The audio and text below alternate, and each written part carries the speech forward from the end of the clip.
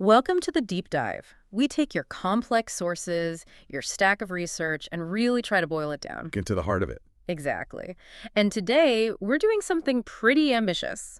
An exclusive deep dive into Q theory, that's pronounced QUV. Yeah, QUV. It's this framework that, well, it claims to solve some of the biggest problems in physics by completely rethinking gravity. This is a radical idea. And just a heads up for you listening, we're jumping straight in. We're assuming you're already familiar with the standard puzzles, dark matter, dark energy, the whole gravity-quantum divide. Right. No intro to GR or QM today. Mm-hmm. Our mission is pure QUV. How does it propose to fix things? Okay, so QUV's big claim, gravity isn't fundamental. It emerges from quantum entanglement. That's the core premise. It connects the quantum world, the information level, directly to space-time geometry, to curvature. It's quite a leap. A huge leap. So if gravity emerges, how does QUV actually write that down? It must change the fundamental equations, right? Like Einstein's field equations? Yeah, it has to. You need to put that new physics into the mathematical language we already use.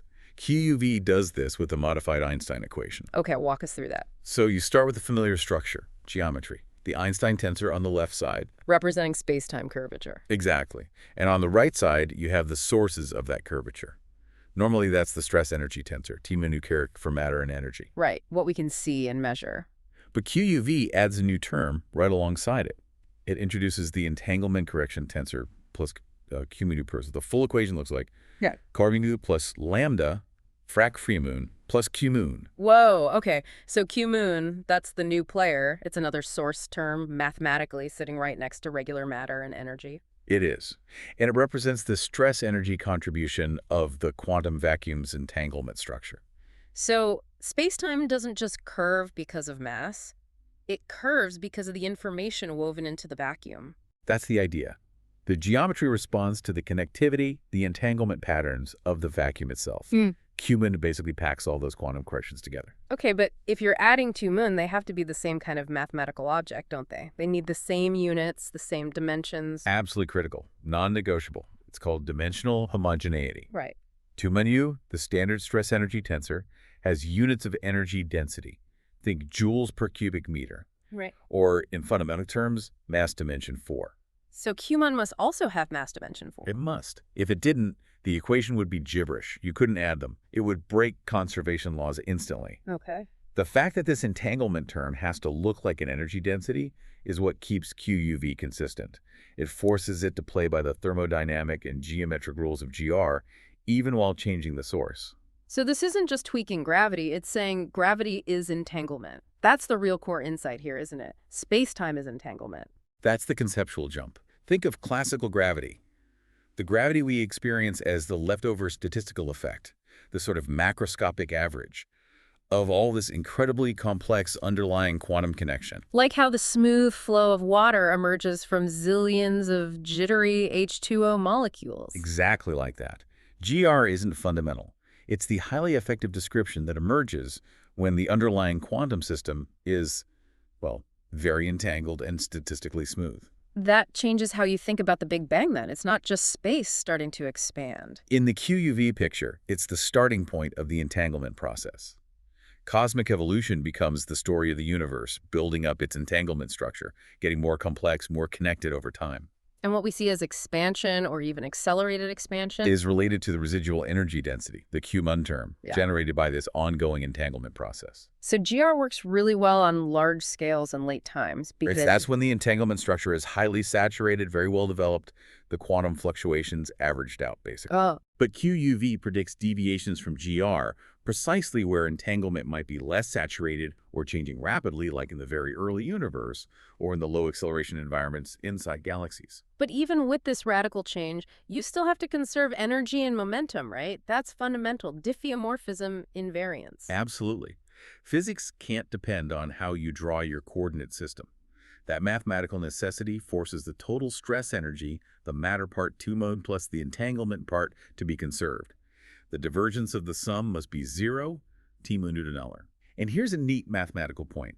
If we assume regular matter is conserved on its own, which is standard, so T-Newton, which we generally do, then for the whole equation to hold, the new entanglement term Qmn must also be conserved by itself. Nu Juno must equal 0. That's the constraint. It has to.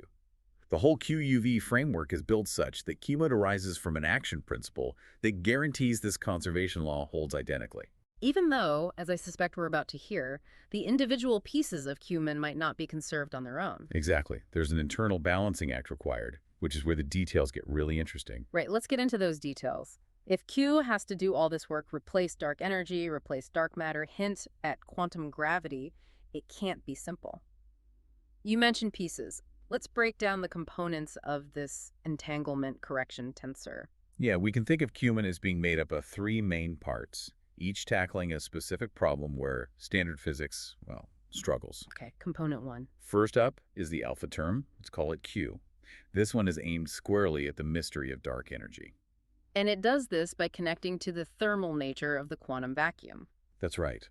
Mathematically, it looks something like Qμ-T propto alpha dots. So it couples curvature through Ricci tensor, a temperature field. An ambient temperature in the vacuum. Essentially, yeah. And the proportionality constant is alpha, the entropy kinetic coupling. Its measured value is around alpha approx 0.07966. This constant basically sets the strength of this thermal coupling to geometry. Okay, back to dimensions. Rhine is inverse length squared. Tile is temperature. To get energy density out, alpha must have some specific units involving temperature, right? It has to. When you normalize it properly with fundamental constants, Planck constant, speed of light, Boltzmann constant alpha, ends up carrying dimensions equivalent to temperature squared, counter 2 mile. So its dimension is fixed by the job it has to do. It's not just a random number. Correct. That tight constraint is what gives QUV predictive power. But here's a key thing. Alpha isn't necessarily a universal constant. Ah, okay. It can change. QUV proposes it's actually a function that depends on scale and time or redshift. So we write it as alpha k. Chirally represents the scale, like large cosmic scales versus small lab scales, and Zeiss is redshift, telling us the cosmic epoch. And this function alpha k ZV, that's how QUV explains the transition from a quantum universe to the classical one we see. Precisely. Early on, high Z, or at very small scales, high K is doing a lot, entanglement corrections are strong, and GR is maybe not the best description. Right. But as the universe expands and cools, low Z, and we look at large scales, low K, the entanglement structure kind of settles down. Alpha K approaches a standard value, maybe close to unity in the right units, and GR emerges as the dominant classical theory. So it dynamically explains why gravity looks classical now. That's the goal, yes. Okay, so the alpha term handles the large-scale cosmic acceleration, replacing dark energy with thermal effects. Does QUV have a similar component for the dark matter problem, the stuff holding galaxies together? It does. That brings us to the second piece, the beta term, or Qmn. This is really the heart of the emergent gravity mechanism, and it's designed specifically to replace dark matter. And this one involves entropy. Yes, specifically the gradients of entanglement entropy, S. The mathematical form is Qμ-Nubla-2. Okay, that looks technical, but the structure, nubla S, that looks like kinetic energy terms in field theory. You nailed it. It's mathematically identical in form to the stress energy tensor of a free massless scalar field. Let's call it Fouillet's. So if entanglement entropy S behaves like such a field, maybe satisfying a wave equation like 1 box S equals $. If it does, then its gradients, how much the entropy changes from place to place, naturally generate a source of energy momentum. And this source perfectly mimics the gravitational effects we currently attribute to dark matter. So no invisible particles needed. The missing mass effect comes from variations in the vacuum's information field itself. That's the QUV claim. You don't need exotic particles. You just need the entanglement entropy of the vacuum to be slightly non-uniform across a galaxy, for instance. And the strength is set by this beta constant. Right. And beta mu isn't just pulled out of a hat. Its value is linked to geometric normalization factors. The canonical value turns out to be dimensionless and quite elegant. 1/8 pi, so about 0.04. Roughly, yeah. The beta approx 0.03981. This simple geometric factor translates the entropy gradient into the extra gravitational pull needed for things like flat galactic rotation curves. But wait, let's jump back to that conservation issue. We said the total Qμ must be conserved. Yep. But if the temperature field dollars in the alpha term varies, maybe it's hotter near a star, cooler in deep space, then that alpha term won't be conserved on its own. Its divergence, the boom will be 0. That's absolutely right. If T varies, the thermal part leaks energy or momentum. So how does QUV fix that? How does it maintain overall conservation if one part is leaky? This is where it gets intricate. It requires a dynamic balancing act between all three components, the alpha, beta, and the upcoming gamma term. They have to cross-couple. Like a three-way feedback loop. Kind of. Imagine a perfectly balanced system. If you disturb one part, say, the thermal field changes, making the alpha term's divergence non-zero, then the entropy gradients, meta-turn term, and the quantum fluctuations, gamma term, must instantaneously adjust their own dynamics to perfectly cancel out that divergence. Wow. The leak from one term has to be precisely compensated by flows into or out of the other two, ensuring the total Qμ remains perfectly conserved. It's like energy exchange in a closed thermodynamic system, but happening within the structure of the entanglement tensor itself. It's mathematically very demanding. Okay, that leads us to the third leg of the stool. Yeah. The gamma term. This one brings in genuinely new geometric stuff, right? Like torsion. Yes, QUV is where QUV really starts talking the language of quantum gravity. It incorporates effects beyond just curvature, introducing things related to Planck-scale quantum fluctuations, and importantly, space-time torsion. Torsion, like space itself having a twist. Exactly. GR assumes spacetime is torsion-free, but many quantum gravity approaches suggest torsion might appear at very small scales. This gamma term introduces couplings related to this, involving other constants. Such as? There's delta, which couples electromagnetism to torsion with a value around delta approx 0.00072 I2971. And there's epsilon, which relates to the fractal dimension of spacetime, epsilon approx 0.000255. Fractal spacetime. What does that mean practically? Think about measuring a coastline. From far away, it looks smooth. Zoom in, and it gets jagged. Zoom in more, it's even more complex. QUV suggests spacetime might be like that. Smooth and four-dimensional on our scales, but wrinkly up close. Kind of. Spectral dimension measurements hint that spacetime might look slightly less than four-dimensional at scales we can probe.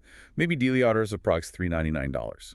The tiny value of epsilon reflects this small deviation. So it keeps things looking like normal GR mostly. Yes, at accessible energies.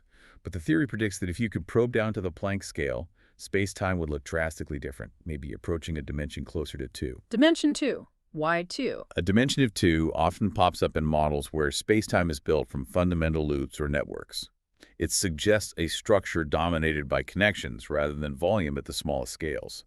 It's a feature seen in some quantum gravity candidate theories. And the torsion coupling constant itself, gamma? That one is predicted to be extremely small. Exceptionally small. Meaning Its physical effects, the actual twisting of space, would be incredibly hard to detect. It sets very stringent limits on experiments trying to find it. Any signal would be buried deep under standard model effects. Okay, so we have this complex Qmensor with its alpha, beta, and gamma parts designed to replace dark energy, dark matter, and introduce quantum effects.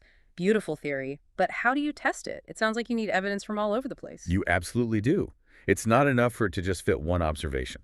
QUV demands a multi-pronged validation protocol, looking for unique Qmunters that distinguish it from standard physics. We need tests in the lab, in cosmology, and in astrophysics. Let's start small scale then. In the lab. You mentioned the alpha term is thermal. How do you test that? The key prediction ties the alpha term to the Unruh effect. Ah, the idea that if you accelerate hard enough, the vacuum looks hot. Precisely. An extremely accelerated observer, like an electron hit by a super powerful laser, should perceive the vacuum not as empty, but as a thermal bath of particles at a specific temperature, the Unruh temperature TUA. And experiments like LUXE are trying to measure this. Exactly. LUXE laser and X-ray experiment aims to accelerate electrons so intensely that this thermal effect becomes detectable. What's the specific QUV prediction LUXE needs to confirm or deny? It's a quantitative match. The measured Unruh temperature TUA must match the specific QUV theoretical prediction, which is CTOL, CTSME, C2, CISI, A2, and it needs to match within, say, a 10% tolerance. Okay, that formula looks interesting. It connects the temperature to the curvature and the observer's velocity via rho, so it directly links the lab result to gravity's geometry. That's the crucial link. It's testing whether the perceived temperature is correctly related to the local space-time curvature induced by the acceleration. But just detecting a temperature isn't enough. Right, you need to be sure it's the QUV effect, not just background noise or standard particle physics. Absolutely. Two key criteria. First, the spectrum of the detected particles must look thermal, and crucially, the temperature must scale linearly with the laser intensity parameter, T$. That linear scaling is the specific signature QUV predicts for this thermal coupling. And the second criterion. Background suppression. We know standard QED processes will also create particles in these collisions. Those need to be identified and removed, perhaps using sophisticated machine learning techniques, so they contribute less than 1% to the signal. We need a clean, undeniable unruh signature linked to acceleration and curvature. Okay, from the lab bench to the whole cosmos. QUV's scale-dependent alpha-Carbide coupling, he said it modifies gravity strength over time and scale. The big claim is this resolves the Hubble tension. That's the major cosmological test. The Hubble tension is this nagging disagreement between measurements of the universe's expansion rate h$ today, based on the early universe, like Planck data, versus the late universe, like supernovae or DESI. Early universe suggests lower h-dollars, late universe suggests higher h-dollars. Right. QUV, with its dynamic AlphaGo, predicts a single consistent value. h$ equals $67.52 p.m., 0.35 kilometers MPC. That's very precise. And it sits right between the current conflicting measurements. Planck is around 67.4. DTSI's latest is closer to 68.2. Exactly. QUV aims to reconcile them. The magic is in the scale dependence AlphaGo. How does that work? How can one function bridge that gap? Think about the early universe, when the cosmic microwave background, CMB, formed, around redshift record approx. $1,100. QUV posits that at that time, entanglement was nearly saturated, so AlphaGo is very close to unity in appropriate units. Meaning Q was essentially zero back then. Pretty much. Which means QUV naturally reproduces the standard lambda ADM predictions for the CMB acoustic peaks. It doesn't mess up that incredibly successful part of cosmology. Okay, so it agrees with Planck. How does it then agree with the late time measurements? As the universe evolves to lower redshifts, closer to today, the alpha KC function introduces subtle, scale-dependent corrections to gravity strength. It's no longer exactly like GR. These small changes slightly alter the expected growth rate of structures later on, nudging the inferred HU from late-time probes into agreement with the early universe value. So the effective gravitational constant isn't quite constant over cosmic time, according to QUV. Effectively, yes. The underlying laws aren't changing, but the strength of the entanglement correction Qμ relative to standard matter evolves, mediated by alpha KZ. This dynamic evolution resolves the tension. And this prediction is falsifiable. There's a clear line. Very clear. The predicted range for h$ is tight. If future experiments, especially late-time probes, definitively measure a scale-independent h$ value significantly higher than, say, 69 kilometers MPC, then this specific QUV mechanism via alpha KZ would be ruled out. Okay, lab tests for alpha, cosmic tests for AlphaCo. What about the beta term, the one replacing dark matter in galaxies? Here, the prediction is that the beta term, driven by entropy gradients Leverlousseau, generates an entropic acceleration that acts on normal baryonic matter. An extra pole, basically, mimicking dark matter. Exactly. And the mechanism naturally reproduces the flat rotation curves of galaxies without needing any unseen mass. Interestingly, when you calculate the typical acceleration scale where this effect kicks in, QUV drives a value around approx. 2.3 times 10 MOS 2. That number sounds familiar. Oh. It's very close to the characteristic acceleration scale seen in MOND theories, isn't it? It is remarkably close. QV suggests this isn't an empirical fitting parameter, but a derived consequence of the vacuum's entanglement structure setting a minimum acceleration scale for gravitational effects. But again, just fitting rotation curves isn't proof, right? How do you show the source is entropy, not some other modification of gravity or unseen matter? This requires looking at correlations in large-scale structure. QUV makes a very specific prediction here, what's called the Tier 3 consistency check.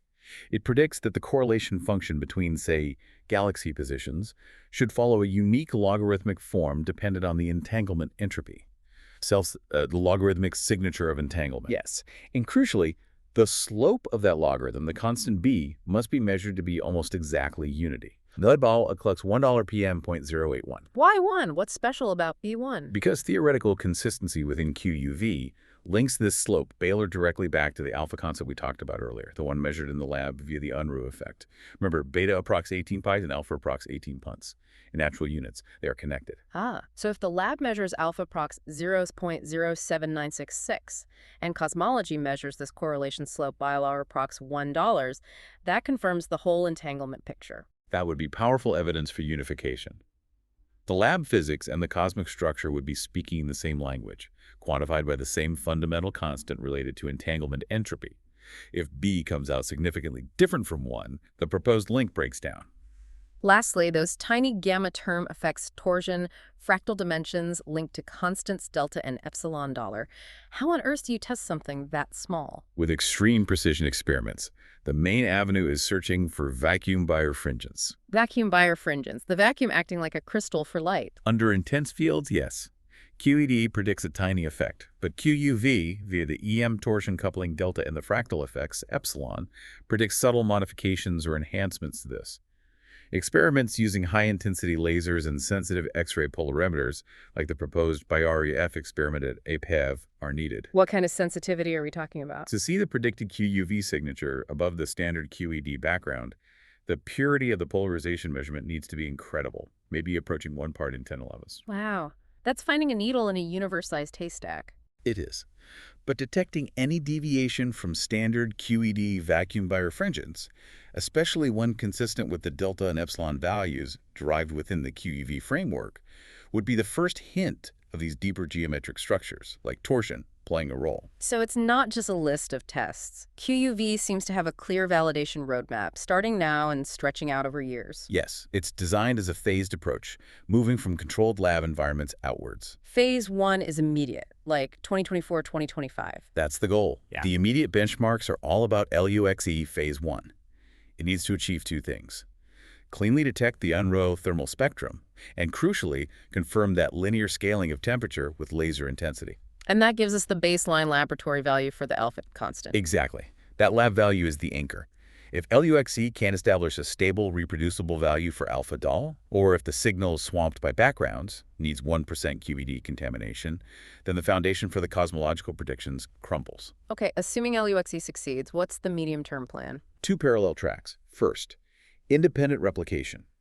The unreal-like effect, the thermal signature linked to acceleration or curvature, must be seen in completely different physical systems. Not just high-energy electrons. Right. We need to see hints of it in, say, accelerating Josephson junctions, or perhaps in Bose-Einstein condensates, BECs, used as analog gravity systems.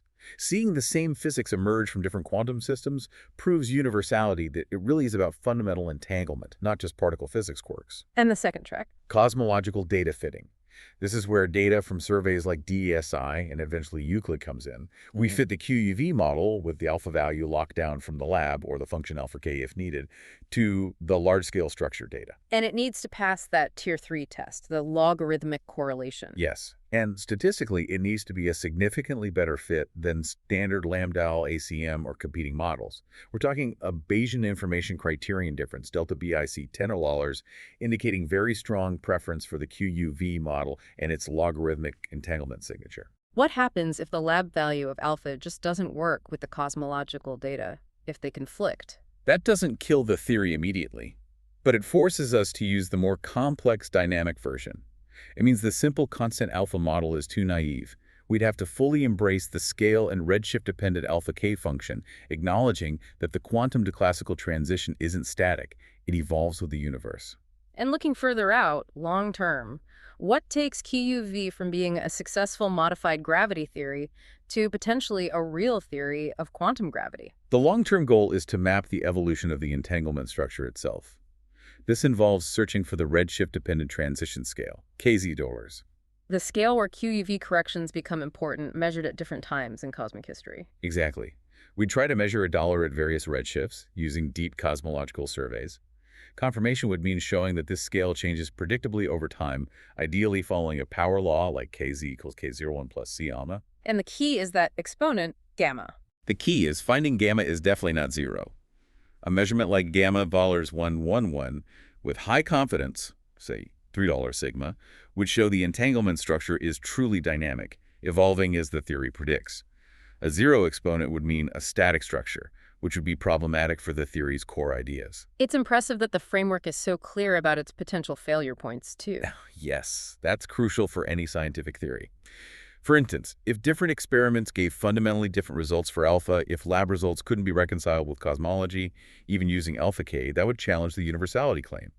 Or if the theory predicted an entanglement structure that violated constraints from Big Bang nucleosynthesis. Like if it messed up the formation of light elements. Right. That would indicate a deep inconsistency. Having clear failure modes, makes the validation process rigorous. Okay, let's assume, just for the sake of argument, that QUV passes all these incredibly tough tests. The lab confirms alpha, cosmology confirms alpha K Valerio, and the B-by-War slope, the Hubble tension vanishes. What then? The implications seem enormous. They really are reality-altering. Yeah. It goes way beyond just cleaning up cosmology. Let's start with the most, well, sci-fi sounding one, engineering spacetime. If gravity emerges from entanglement, can we control it? That's the most profound practical possibility. If gravity is just a macroscopic effect of quantum information, then mastering quantum entanglement means getting a handle, a knob, on gravity itself. Turning cosmology into an experimental science. Potentially, yes. The beta constant, the one linking entropy gradients to gravity, becomes a dial. If we can learn to precisely manipulate the entanglement entropy $0 in a region of space, We could create gravity without mass? we could create effective gravitational fields, generate them, maybe shield against them, focus them, not using mass, but using controlled entanglement gradients, MABLO, SES. This idea is sometimes called synthetic gravity or entropic shaping. The applications would be staggering. Manufacturing in space, maybe? Creating perfect zero-G without launching things into orbit. Or artificial gravity on ships, not by spinning them, but by engineering an entanglement gradient in the floor. Maybe even. Well, the space-time fabricator idea. Yeah. Could we engineer the metric tensor directly? Create custom space-time geometries. Like warp drive or wormholes. QUV could provide a physical basis for concepts like the Alcubierre drive. The beta term dynamics offer a mechanism. If you could create a sharp decrease in entanglement entropy in front of a ship and an increase behind it, you'd create an effective gravity hill to slide down. Propellantless propulsion, moving without throwing anything out the back. Based on manipulating the information structure of the vacuum, yes. Or think about lensing.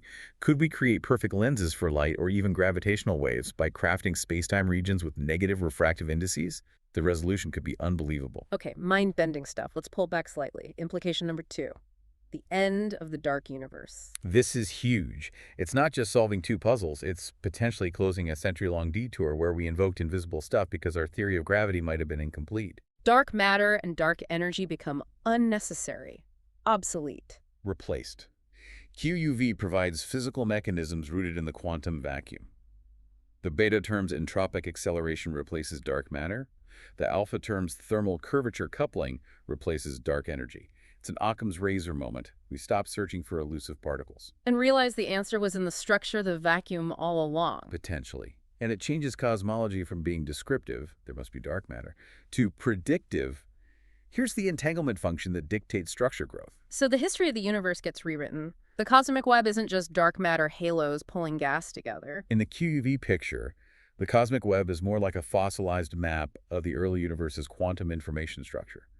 Entanglement gradients guided the normal matter into place first. It's a fundamentally different story of structure formation. And the third major implication ties into that deeper level, unifying quantum information and gravity. The whole it from qubit idea. Exactly. QUV aims to make that philosophical slogan into concrete, testable physics. The idea that reality isn't fundamentally made of space-time and fields, but that space-time and fields emerge from underlying quantum information processing. Space-time is code. That's the provocative summary. The universe as a giant quantum computer, where qubits and their entanglement generate the geometry we perceive. The gamma term, with its tiny torsion and fluctuation effects, could even be seen as the sort of hardware noise of this cosmic computation. So the ultimate theory, the theory of everything, isn't about unifying forces. It's about finding the fundamental quantum code, the rules governing the entanglement that creates forces in space-time. QUV takes a serious stab at this mathematically. It even proposes embedding all this within a much larger 19-dimensional geometric structure. 19 dimensions. Okay, that's ambitious. Governed by something called the inhomogeneous hyperspin symmetry group dollar equals WS $1 and $18. Yeah, the details get very abstract, but it shows the scale of the ambition to place gravity within a vastly richer mathematical landscape where geometry and information are intrinsically unified. So QUV presents itself as this complete package. Thermodynamically consistent, testable from the lab bench to cosmic surveys, connecting everything via entanglement. That's the claim. It forces you to confront the deepest questions about reality, but with specific experiments and predictions. The precision needed is immense. Constants measured in the lab must match structures seen across billions of light years. It's either remarkably right or fundamentally wrong. Which leads us to the final provocative thought for you listening. If QUV is right, if we really can engineer space-time by controlling entanglement, if that beta constant dial becomes accessible, what does that mean? What are the limits, the ethics, the causal implications of being able to potentially create bespoke space-time geometries? It shifts physics from merely observing the universe to potentially writing its rules, locally at least. It's a profound question to ponder.